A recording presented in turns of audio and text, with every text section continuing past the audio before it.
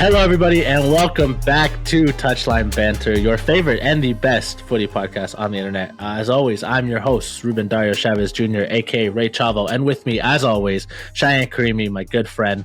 We had a bit of our own international break. I know that club football is coming out of this, but Cheyenne went internationally. He traveled abroad. He had his rest, and I did not travel internationally, but I traveled to a different province, which if you live in Canada, you know how expensive that can be. So it almost felt like an international trip. The way people in Quebec are, it's almost exactly. I went to Quebec, a famously French-speaking haven in Canada. So, but yeah, we're back. Haven's a nice word. Well, I'm trying to be polite. But we're back, and obviously since we last talked, it's funny because I edited the bonus episode of the Real Madrid La Liga thing, and it'll be up before this is up, so you guys will have seen it by then, hopefully. But recapping what we did there, we were mostly talking about what happened in the Real Madrid Derby against Atletico in the league. And we were looking forward. It was after the first leg against Manchester City, but before the second leg. Mm-hmm. And we were kind of also looking ahead as to who we could potentially play. And it turned out to be Arsenal, like we had assumed, if all the results kind of went the way that we expected. But it was funny listening back and being like... kind of like, oh yeah, this kind of did go that way, this went that way, but enough not knowledge, right? We just know you don't know ball. Okay, you don't know ball. So for this episode, we had a little pre-production meeting. The reality is, if you're watching this, you love football, and you know that the Premier League's pretty much sewn up. That doesn't mean we won't talk about it in future weeks. Like if there is a particularly good matchup, I think the spots for the Champions League is a worthwhile discussion at times. But when it comes to who's winning the league, we already know it's going to be Liverpool. That's not even up for discussion. And we kind of just felt like if we're just pulling the headlines, they're coming off an international break. There really is no recent result to talk about. And most of the teams that we would talk about, Spurs are still kind of in a skid. Are they going to get rid of Ange? Like, it's going to depend on the Europa League, I think, more than anything. And if Daniel Levy wants to keep a shield. United are still very inconsistent. They play today against Forest, so we'll see how that goes. And then, Arsenal have also been weirdly inconsistent, but look to be getting better. But we'll talk about them in this context. City, Haaland is officially injured. I guess that is the biggest news for them. He's out for 6 to 7 weeks, which I think people say will take him out basically for the rest of the season, right? Like it's 2 months almost. So that'll be tough for them. They don't, in a way, if you wanted to be very rude, you would say like that's why you don't sell a Julian Alvarez, right? Because if they had him, they could just easily slot him in. Obviously, Alvarez must have wanted to move on some level and they felt comfortable enough to let him go, but this is why it's important to have a bench, right? Because now their number 9 spot is much more in flux, and Ilkay Gundogan. It's gone. So we'll see.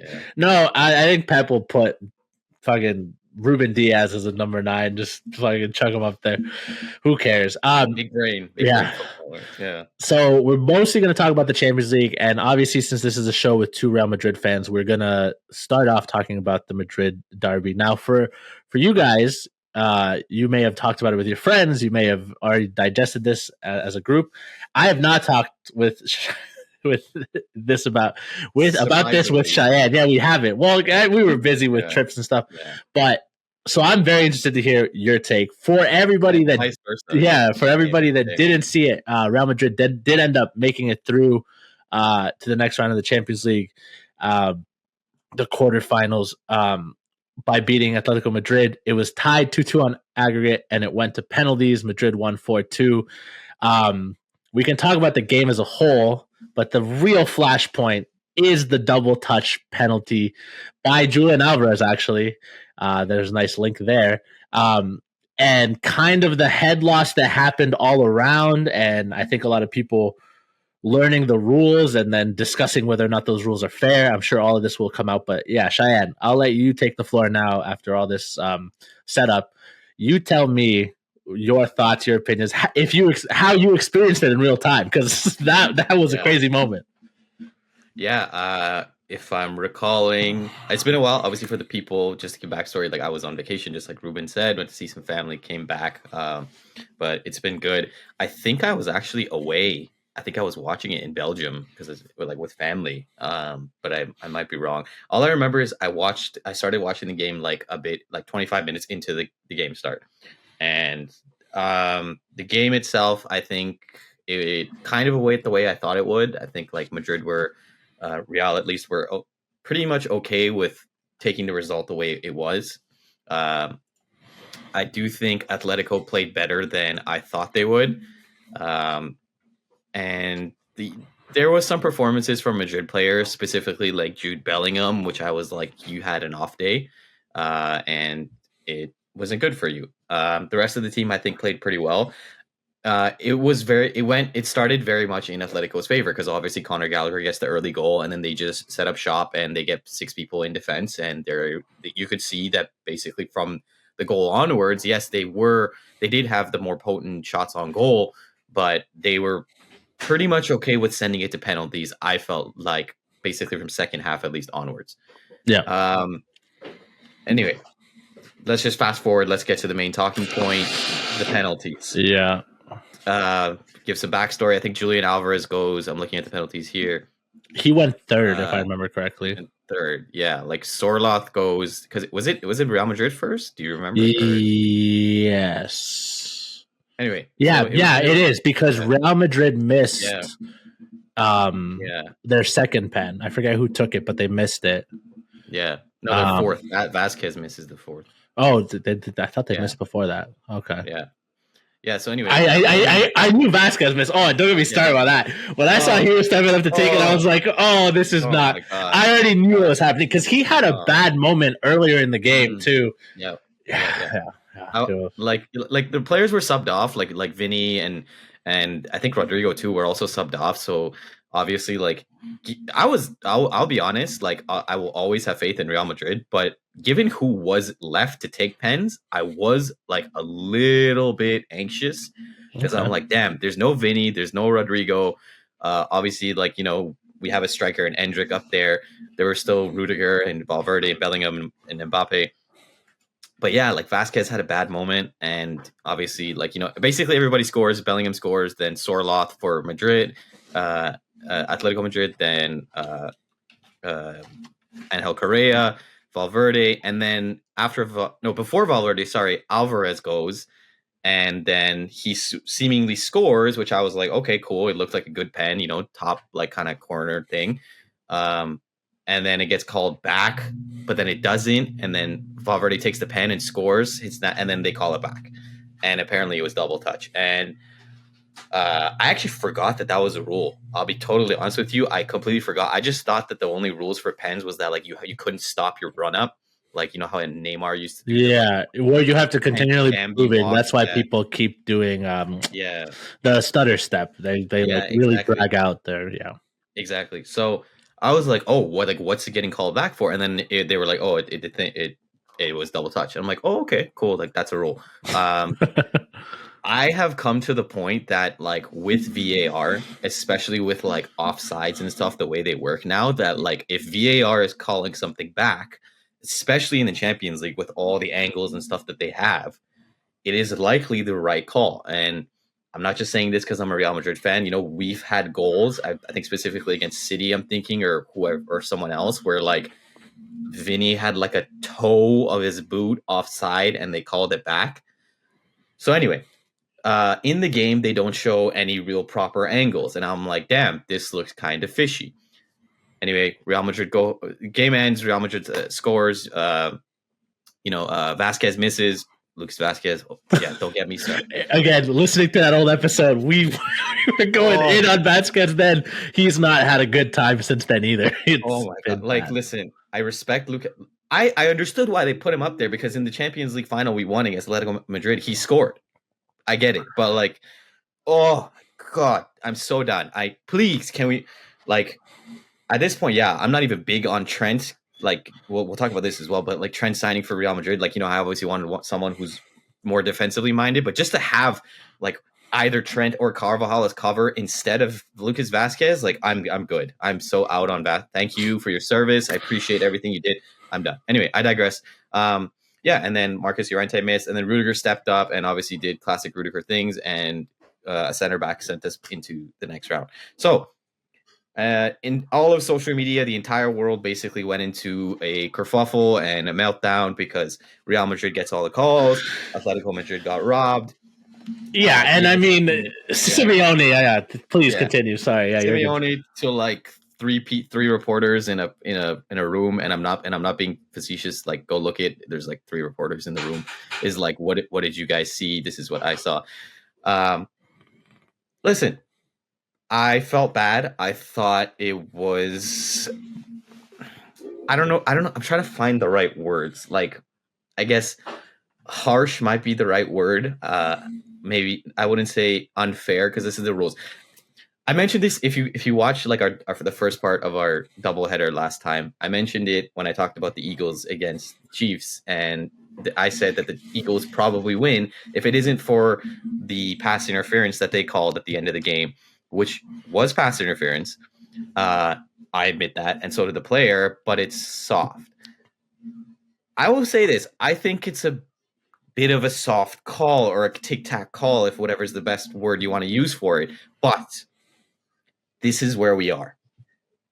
After the game, yes, obviously, like, angles come out, and if you just go on ESPN right now on their website and you search the game, they have the video. It says UEFA releases Alvarez frame-by-frame footage. You can clearly see, really clearly, you don't even have to play it back more than once. You can see where the ball hits twice.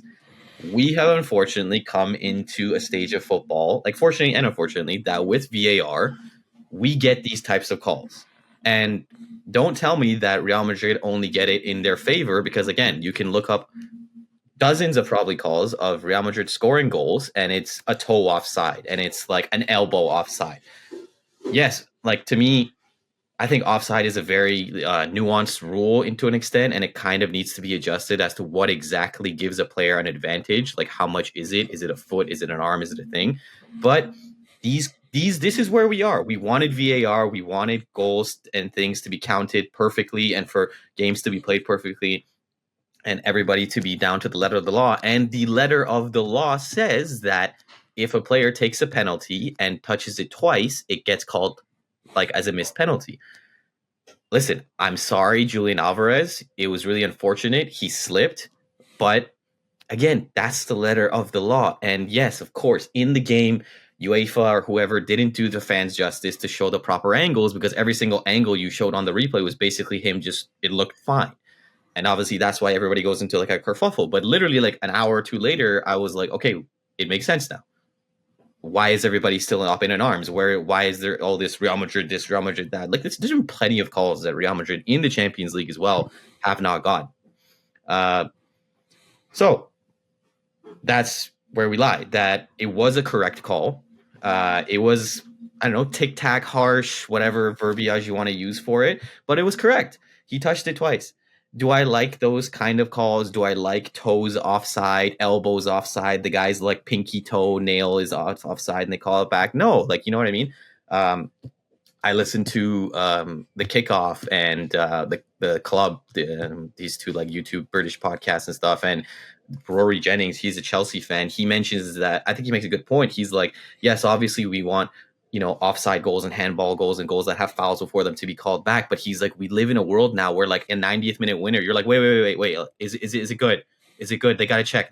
Like, you kind of lose that like craziness. It's like, oh my God, 90th minute winner. We won, blah, blah. Like, it's like, I agree with him. But this is like, you can't have your cake and eat it too, right? If you want VAR and you want the calls to be right and you want everything to be perfect down to the letter of the law, this is what's going to happen.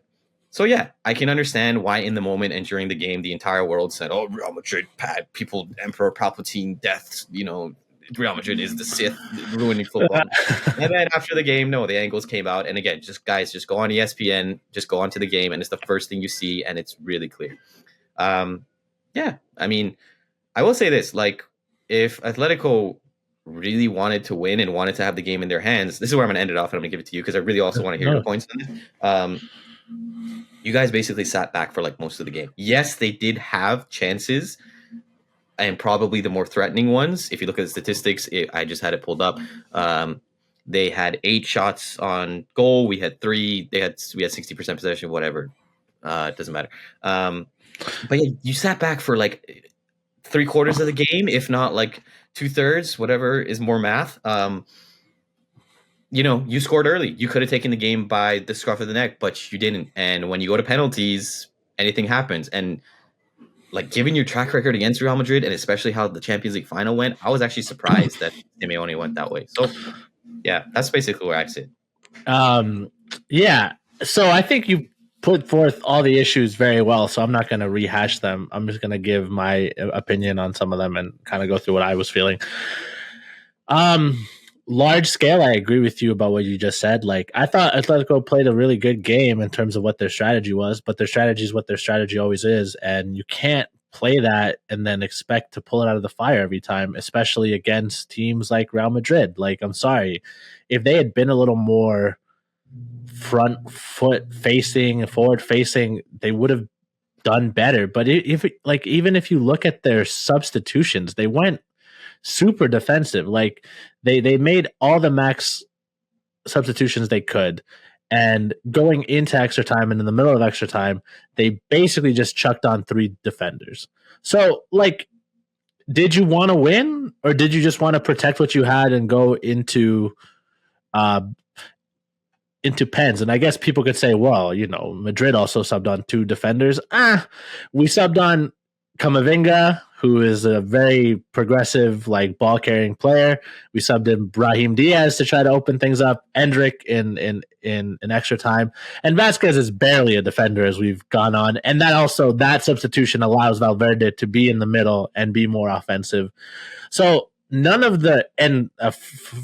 Fran Garcia, who is a much more offensive option and weapon than Ferland Mendy, that substitution was partly because Mendy went down with an injury. But there was no substitution that was made that you could say Ancelotti's playing negative, that he's just trying to hold on. I do think the strategy worked for Atletico.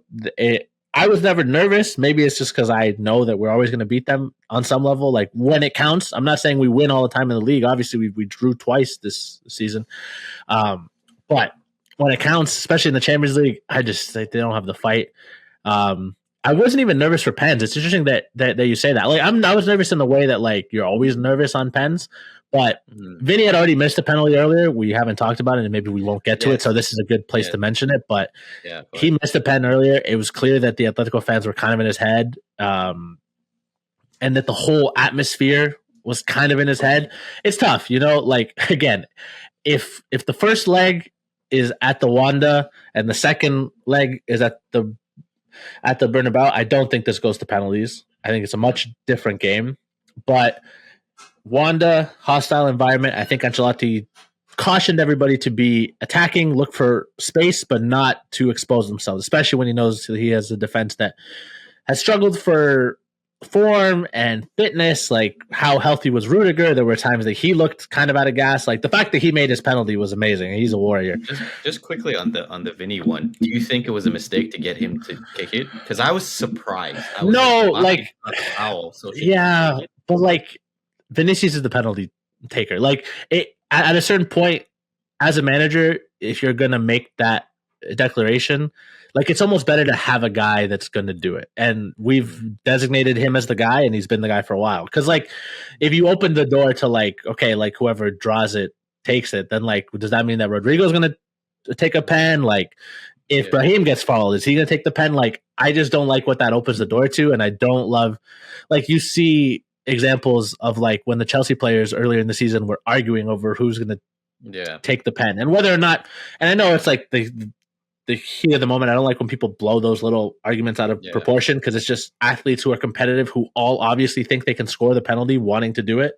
But I don't want to open the door for, like, Vinny took the ball out of Mbappe's hands, or Mbappe took the ball out of Vinny's hands, and like, whatever. Like, it's better to just have a taker.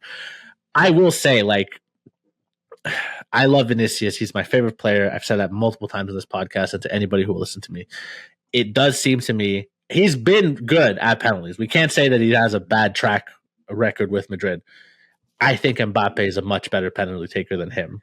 That's what I was gonna say as well, because I do agree with you, and I do believe that you're right that Vinny is the guy that they've designated this season. But I also have seen Mbappe take it this year, and whenever he's taken it, I'm pretty sure he has scored. And the only other reason he missed one early on, when he was really struggling. Yeah. I forget if it was in La Liga or against Lyon or something, but he took a bad one. Yeah.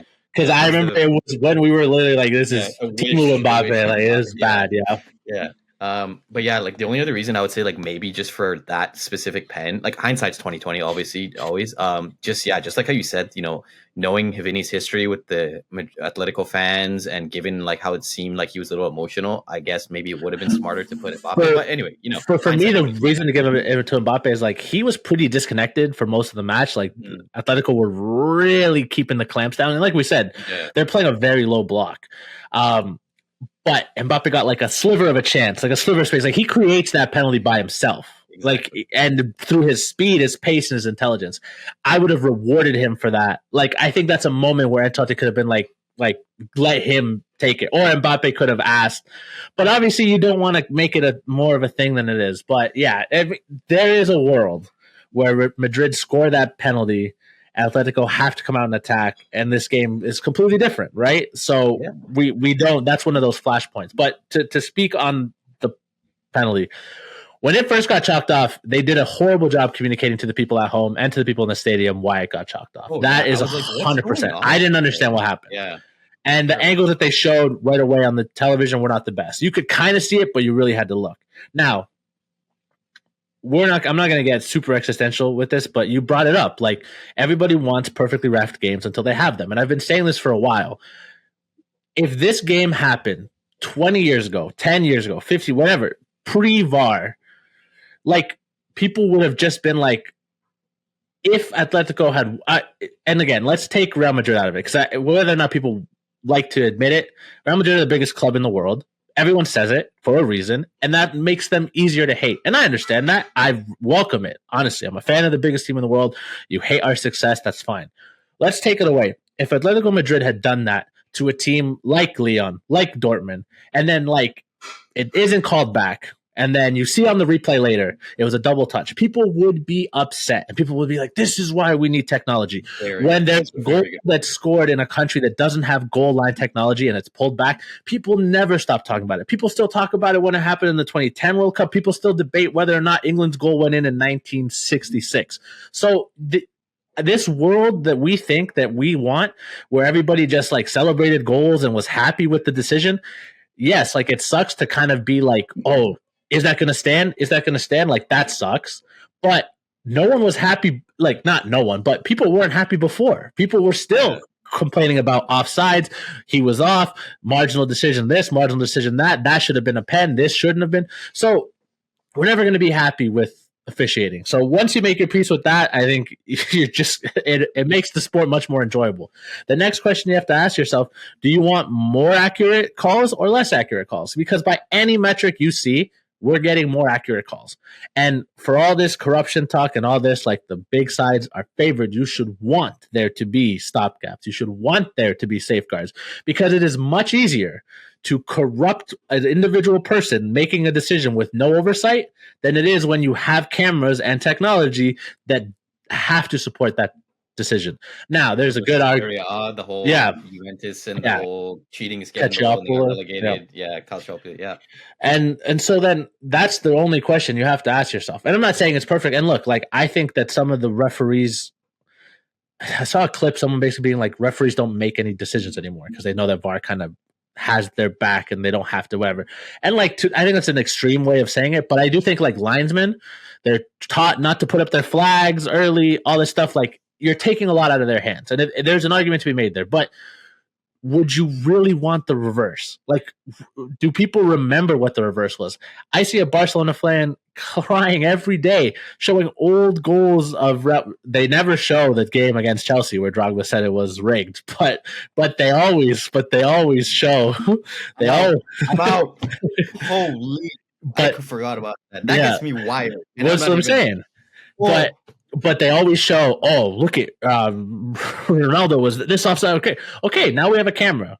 And I remember when VAR was introduced, everybody who likes to meme on Real Madrid said, well, now Real Madrid never win Champions League.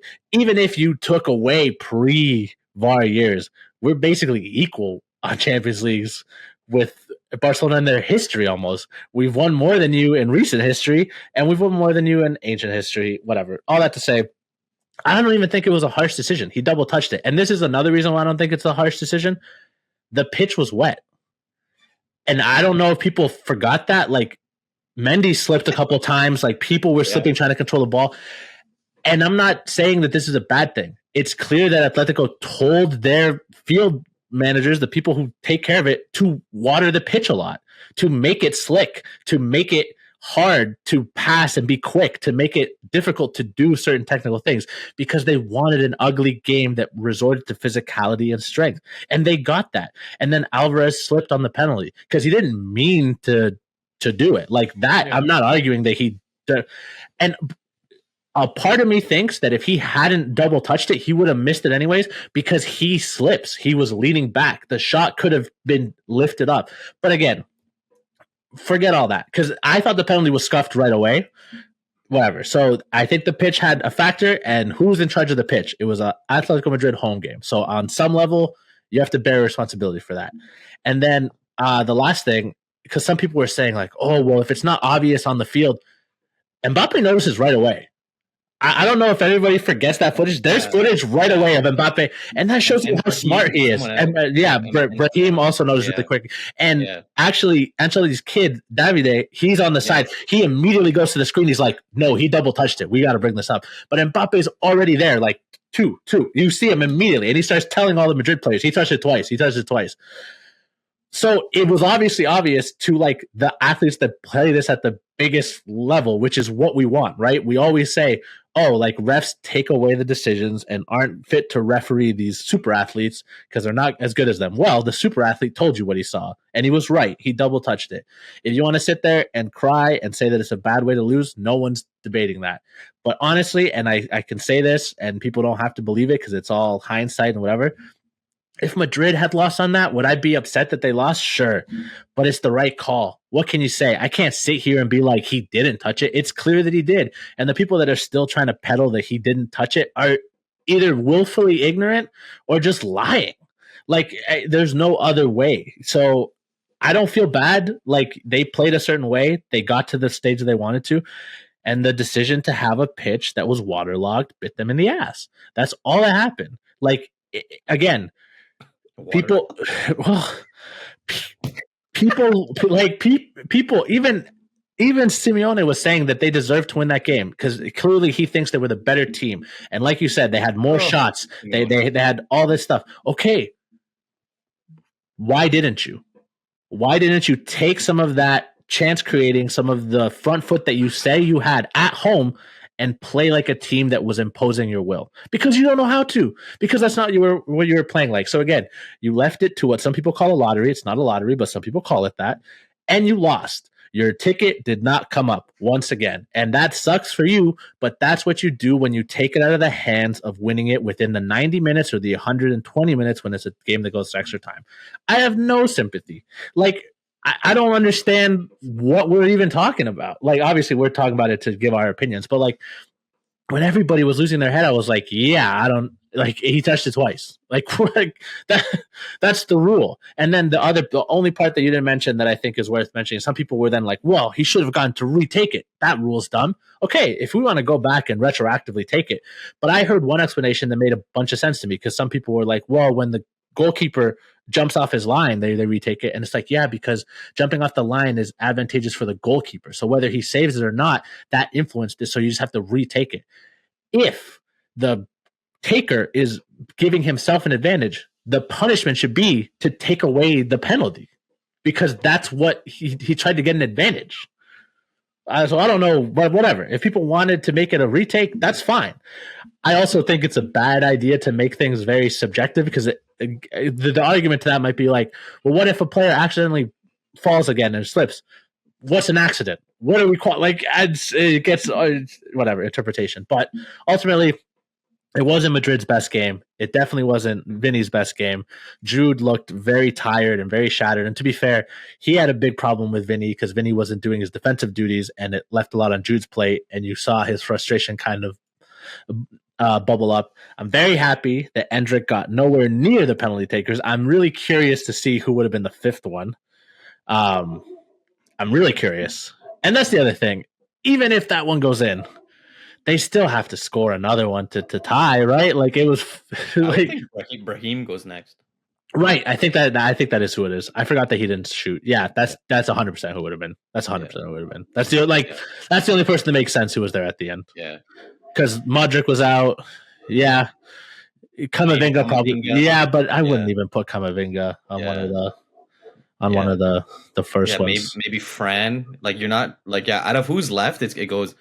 Anyway, this doesn't really matter that much. But yeah, it's Brahim, Camavinga, Fran, Asensio, and Courtois. And you're not going. Maybe go Courtois. Just imagine Courtois the fifth penalty taker. Honestly, like I think Atletico fans would have tried to murder him. Courtois scores the penalty to win and celebrates in front of the Atletico fans. Oh, Adebayor. Yeah, that would have been great. Anyway, let's get back to it. One thing I wanted to mention. I think Ruben, honestly, guys, I've known Ruben for about like 2 years now. We met through our sports media college. And honestly, like not just in football, I'm going to give you a little bit of flowers right now. Not just in football, but just general like takes that he would have, except with the Raptors. That's fair. I would be like, damn, this guy's very like knowledgeable. And like when he breaks stuff down, it's like he's impartial, but he also speaks in a way that's like intelligent. And like, he breaks it down. So you're like, any argument path that you go, you basically have it covered, and you're like, okay, well, if you want this, you have that. And if you want that, you have that. So I honestly think, guys, this is the reason me and Ruben, we do the podcast together. We're 100%. Both intellectuals. We're both very entrenched into the sport. We both like to, grow and speak about these things. And obviously topics like this, it brings up a lot of emotions and opinions, especially when you're on the side of the team. But as he said, I think he put it very articulately and very well. Like I was, the thing that frustrated me was that instantly when it comes out, like for example, like someone like I follow on Instagram, she does like soccer stuff. She's like, oh, like Atletico Madrid robbed, and I was like, okay, guys, like hold on a second here. Like again, if this was X amount of years ago when VAR isn't there, sure, I could understand that. But now that we have all these angles and we have all these cameras and we have all these things, it's like you're really gonna come out before all the footage is put out. And again, like UEFA, whatever you're doing, like for God's sakes, like get your commentary and your thing together, because I was like, what is like you said, like what the hell is going on? Like it was bad. Credit to the CBS studio that does the show with Kate Abdo and Micah, because they got the rules person to explain not only the rule but the technology in the ball, and basically like, it has a sensor. We registered the two touches and we instantly knew. So I do think if you haven't seen that, I would say like go watch that's it. That's a good one. Available somewhere. But again, if this happens to Real Madrid, listen, Real Madrid has had harsh calls against them, and I'm sure Ruben has been. It sucks. It is what it is. It's the letter of the law. Again, the Drogba situation, absolute disgrace in footballing terms. Just like Ruben said, people will mention the constant one is, like when Ronaldo scored 2 goals and there was that classic pass forward from Marcelo and blah, blah, yada, yada, yada. Listen, on ESPN FC, they literally had it on their fan question like shows. They were like, if VAR existed these years ago, how many Champions League would Real Madrid have? And Steven Nicol, who is a Liverpool fan, literally came out and said, I'm paraphrasing, but he was like, listen, when you're that great of a team and you put yourself in those offensive chances, you are, yes, of course, certain calls need to be adjusted and certain goals you probably wouldn't have.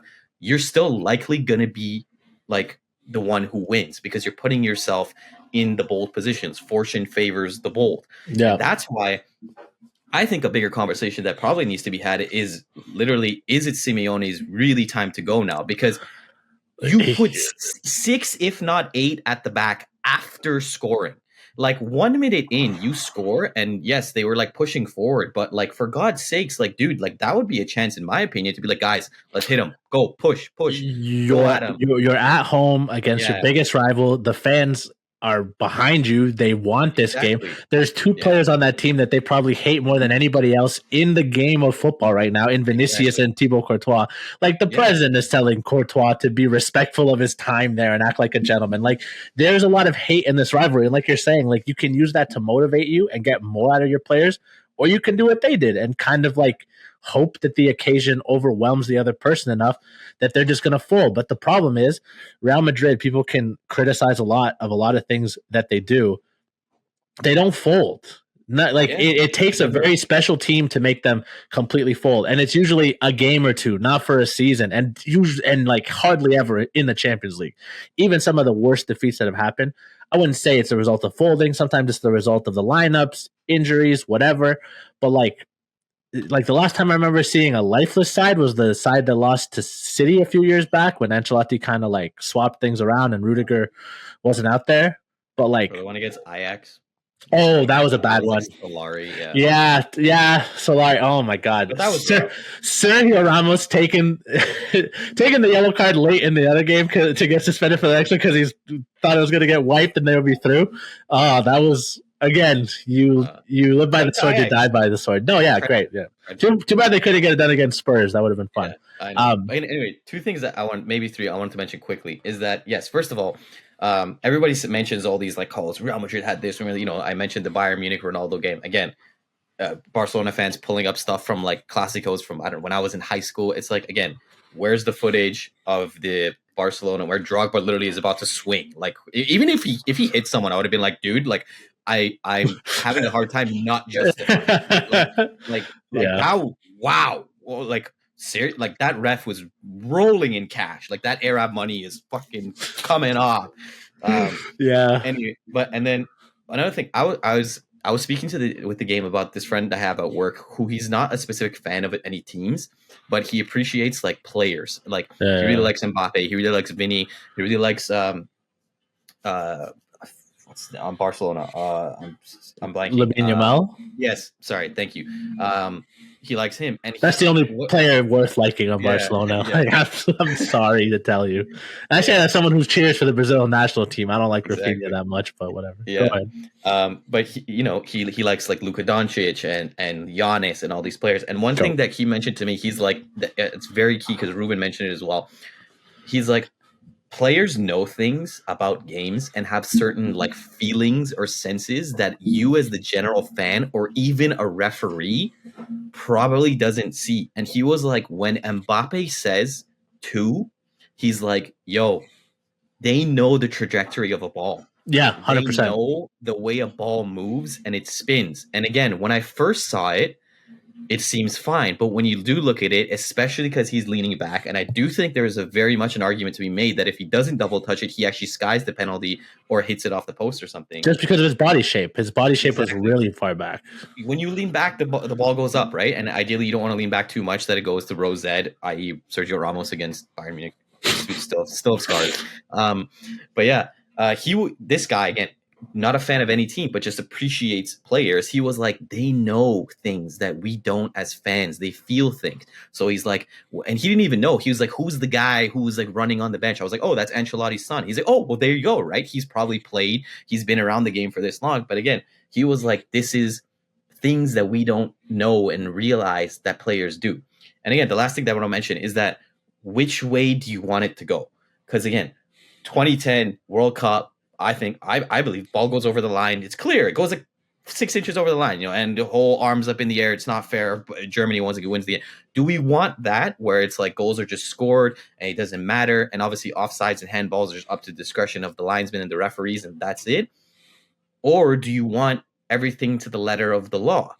And if it's going to be to the letter of the law, like Rory Jennings, again, from the club, I think his podcast name is, says, unfortunately, it's going to happen that when 90th minute goals are scored and it's thing, you have to be like, okay, hold on a second. You can't have your cake and eat it too. It's a catch-22 situation, right? 100%. I think this rule, it makes sense. And I ran and looked at the Riyad Mahrez one, and I looked at examples to understand. Yeah, people were saying a lot of I didn't fully understand what the rule was. Yeah, sure. Maybe it should be taken back. Sure, let's adjust that, and it should be taken back. Whatever you want. Right now, the letter of the law is that it is considered a missed penalty. I'm not sorry to Atletico Madrid. I'm not sorry to Julian Alvarez. Again, as Ruben said, you waterlogged the pitch. It was like the floods in Miami, apparently. You guys decided to play that way, and you know, people. One thing that I like to say and I like to hear, and the response that I always give is that people are like, oh, Real Madrid always get these calls, whether right or wrong. Fortune favors the bold. 100%. When you look at teams who win, the Yankees, the Lakers, even the Celtics, the Golden State Warriors, Real Madrid. Listen, even Man City to an extent these past I was going to few say, years, right? yeah, when they've been. When you're bold and you're offensive and you have an undying, spirit, you will likely, positive energy, the book, the spirit, all that, whatever hoopla, whatever you believe it or not, right? If you put yourself in positive situations, you're likely going to get positive results, whether that's by your own accord or by calls going your way. Listen, I think, just to put a ball on this, I think the bigger question now is Simeone's time done? Because given the players who started, given the players he had on the bench, given the substitutions he made, for you to come out after what happened, and yes, of course, you're going to be like, yeah, I'm absolutely fuming. What did you guys see, this and that? I think, dude, like, you're playing 8 at the back. It's probably time for you. Yeah, but it's tough because they've tied their wagon to him. He's one of the highest paid coaches in the world, and he's basically overseen his own regeneration of the squad, right? Because this squad, basically, he's making Julian Alvarez into Antoine Griezmann 2.0. Like, that's what he... exactly. And, like, give credit to Alvarez. He's a hard-working player. Argentinians tend to be very good, both offensively and defensively. They're not afraid to get stuck in, unless you're Lionel Messi. But yeah, I think that's all we have to say on that. We do want to get to some Trent and some other Champions League thing. I will also say, like, I appreciated everything you said, and I feel the same about Cheyenne. Like, look, like, we're obviously passionate fans about Real Madrid. We're passionate fans in general, but one reason why I chose to do this podcast with him specifically, and not other people that I know that watch the Champions League or the Premier League or whatever league, is because Cheyenne is a very thoughtful person. And again, he was very honest in his thoughts. When he first watched it, he didn't see it, right? Like, it took him, and we're both being honest. Like we said, for me, the thing that nailed it is that Mbappe saw it right away. And because it's like Cheyenne said, they perceive the game on a different way than we do. It took us slow, frame by frame, looking more at the body shape. Because when it happened, we just throw our hands up. Oh God, they scored the penalty. And Mbappe was looking at everything and being like, no, two. Like, he's calm. To him, this isn't a Champions League penalty situation that he's tearing his hair out for. He's like, he's at his job. He's like, no, two. He touched it twice. He did something wrong. So, but all I have to say, that's why you should listen to this podcast. We're two very smart, thoughtful individuals. And now we're going to say smart and thoughtful things about Trent Alexander potentially coming to Real Madrid. We'll do that, and then we'll get into some more Champions League stuff if we have the time. It seems like it's a done deal. Everything is pointing that way. It was very funny. This is the only thing I'll say to set you up, because I know we both have a lot of thoughts about Trent, and we'll see how those have evolved. But for Liverpool fans who have supported him and who are reminding you now that he's leaving, that they supported him since he was 8 years old and calling him a traitor, it was very fun to see the flip, because if you were a fan of an opposing team against Liverpool, you always kind of knew that he was a weak spot on that side, on the right, that he was somebody that could be attacked because of his defensive lapses. And yet people would always say, and to be fair, Klopp gave them these talking points, and I don't think that they're 100% wrong, but they would say, oh, Trent's not that bad defensively. Also, you're ignoring what he's being asked to do in the context of the system and all the other things he does.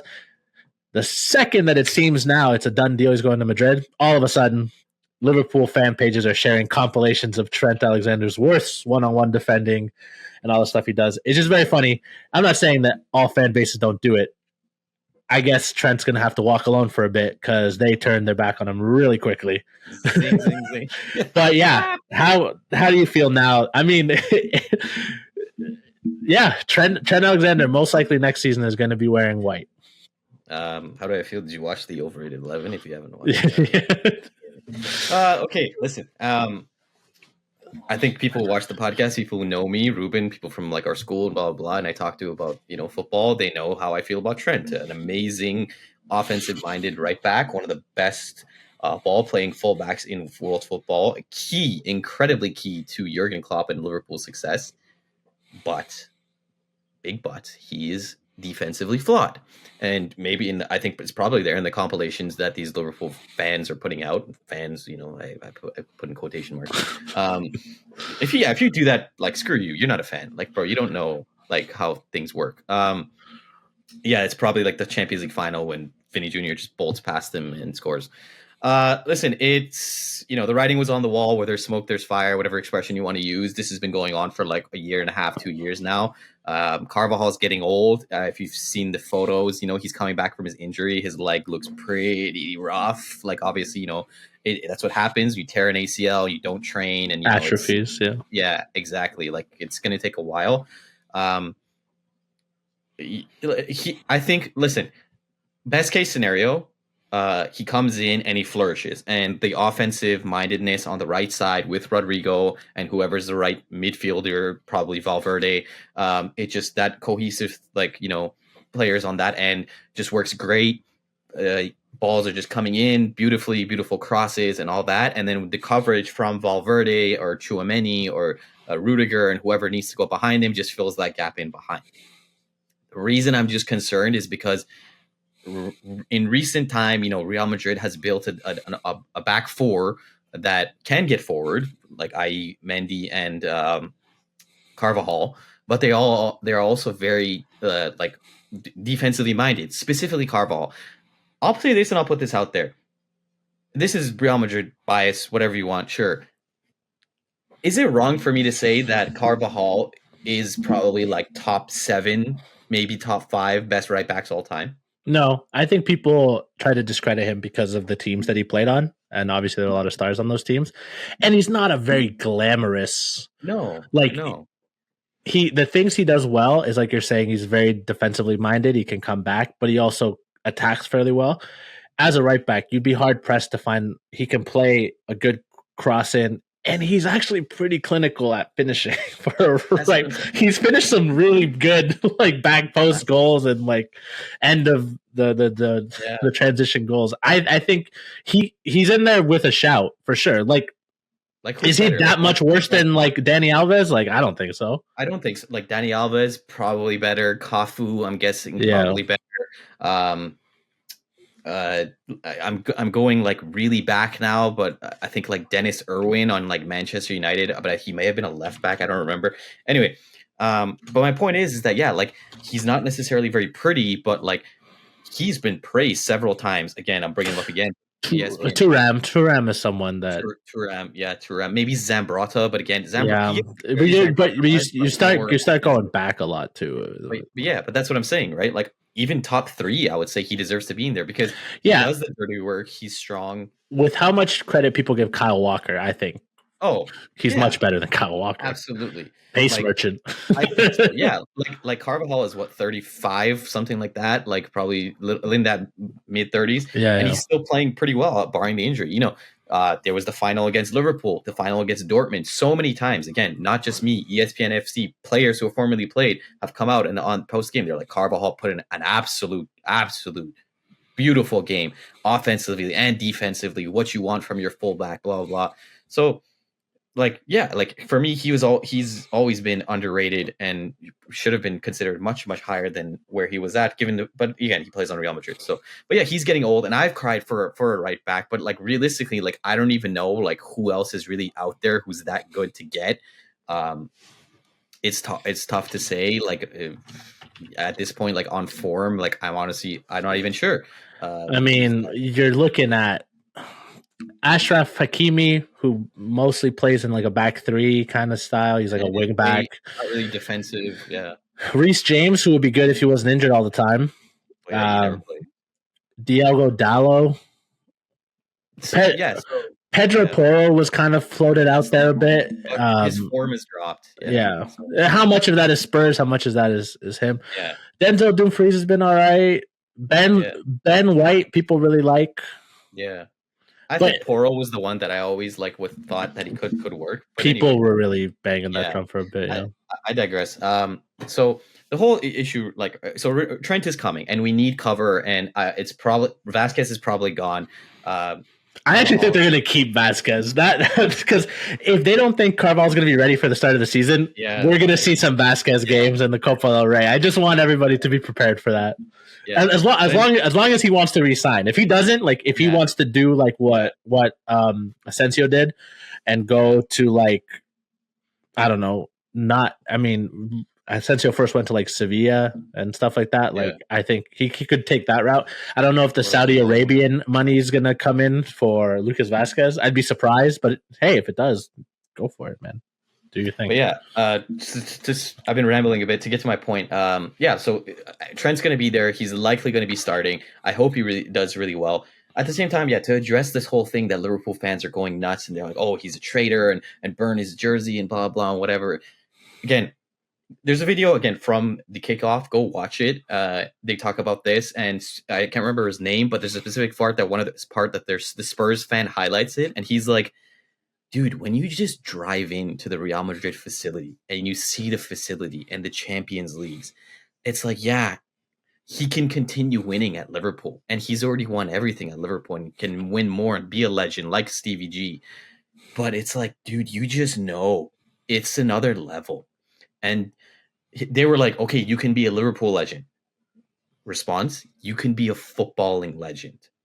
That's the difference, right? Yeah. Like, if you win all these things and it goes the way it goes, you could be a footballing legend.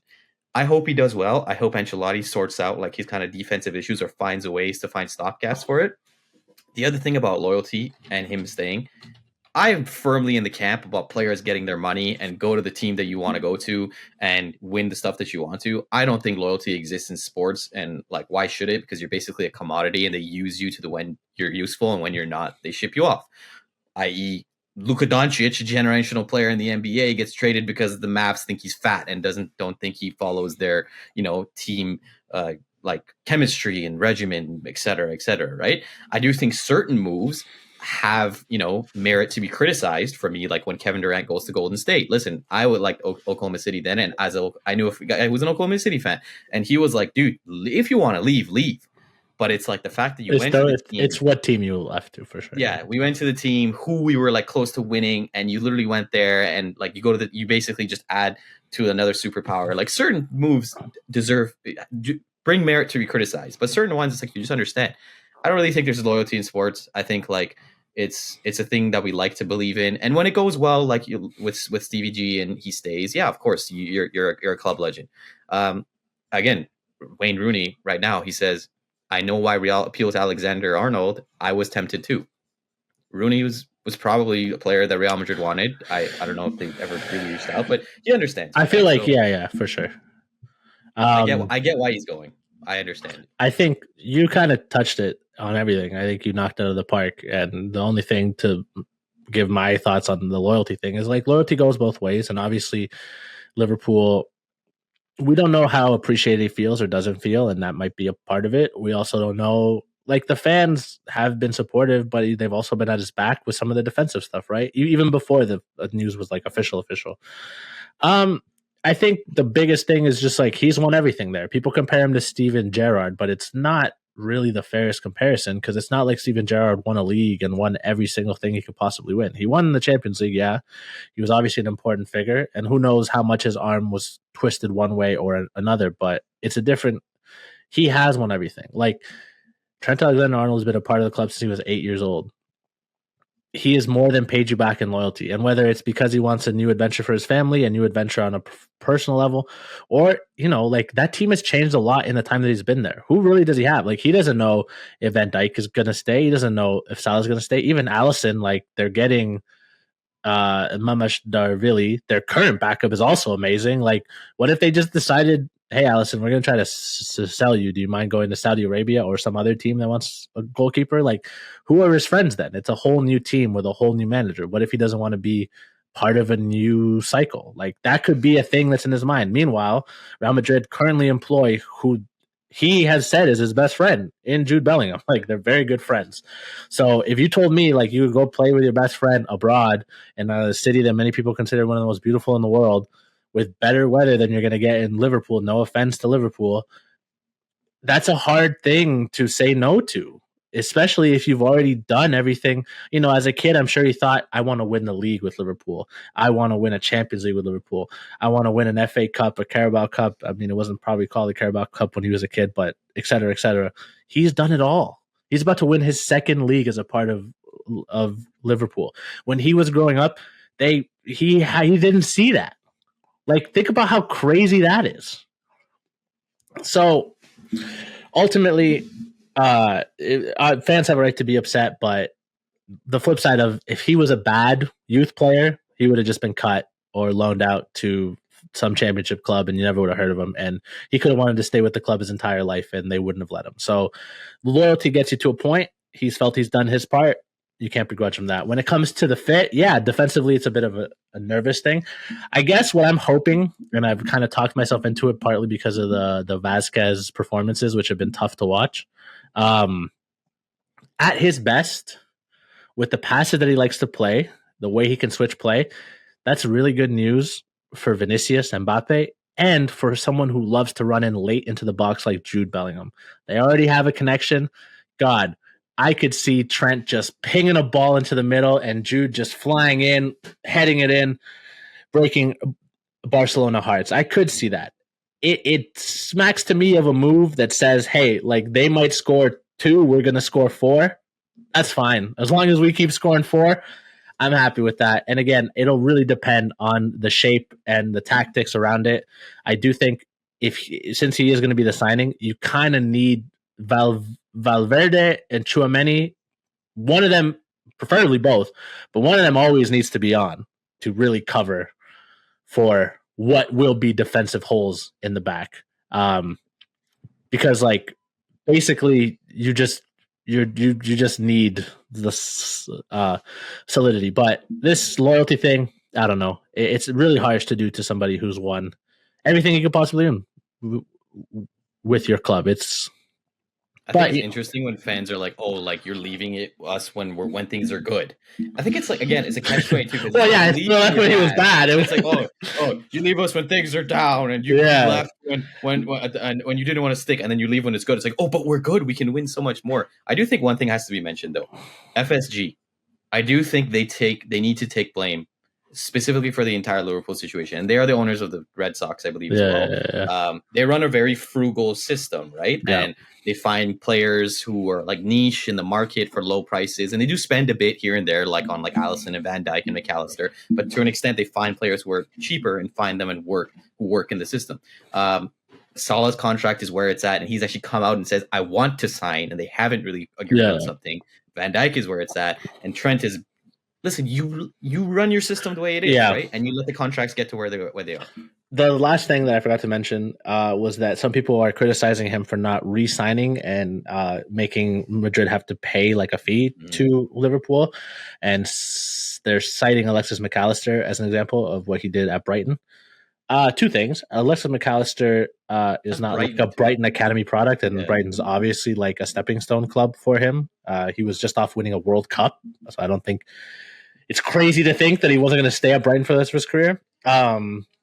Secondly, if they did that, Madrid were not going to pay a release clause. Exactly.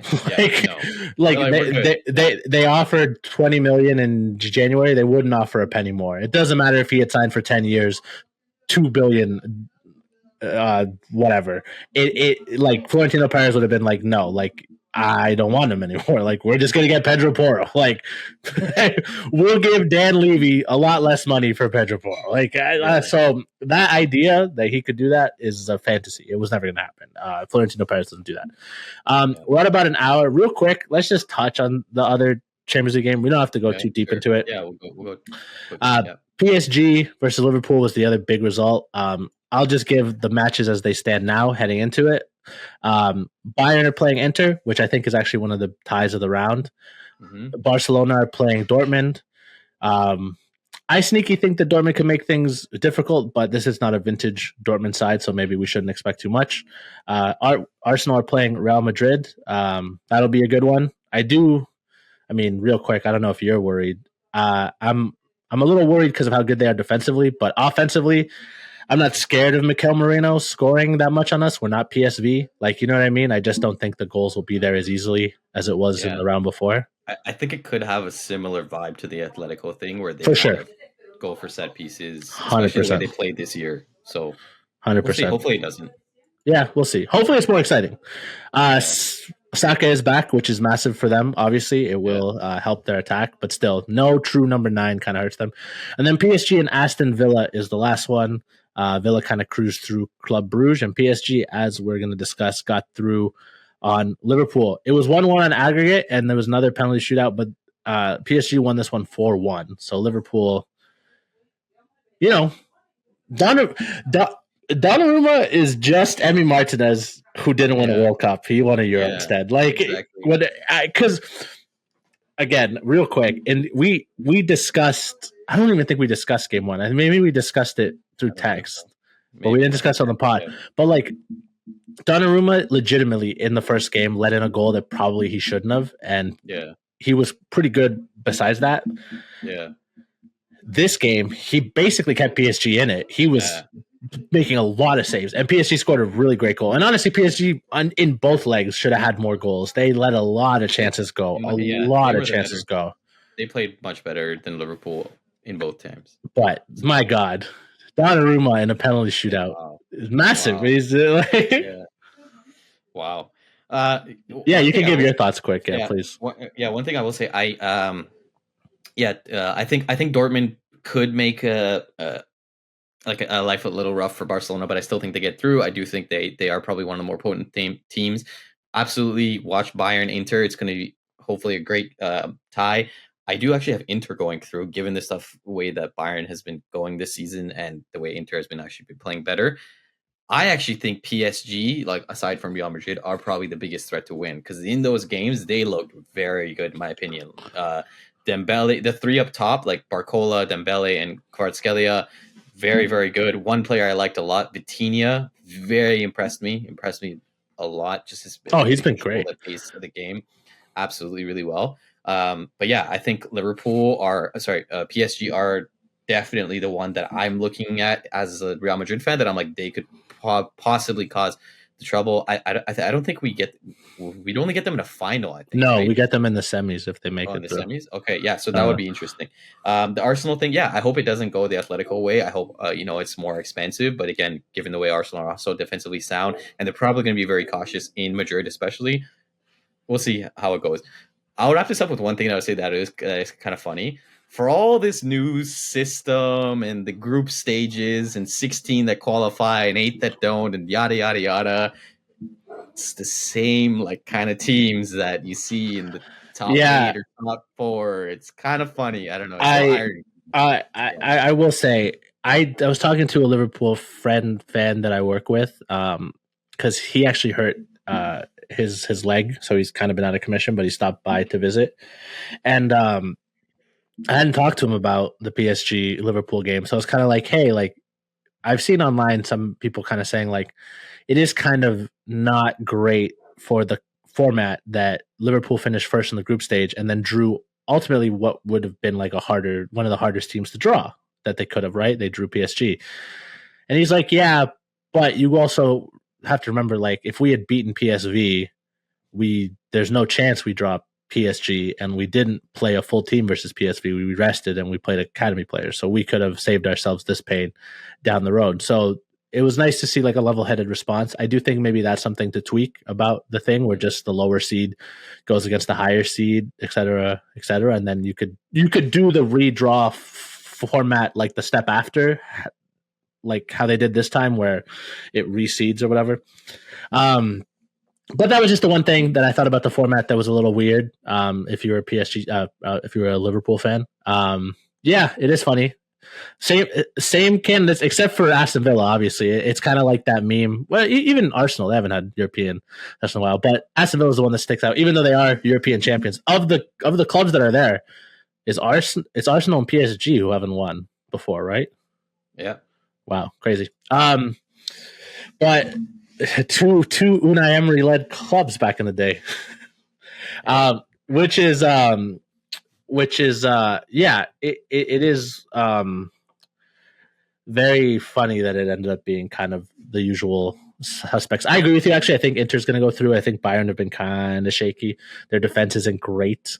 I don't know if you saw a comment by Sean Dyche being like, I took Burnley up and did well with Burnley, and I'm where I am, and company got Burnley promoted and had one of the worst seasons ever, and like is managing Bayern. I was like, oh, it's great. I was like, this man's never going to let this go. Where is Sean Dyche now? I think he's coaching a championship side or something.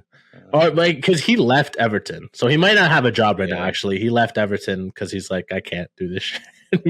I can't do this shit anymore.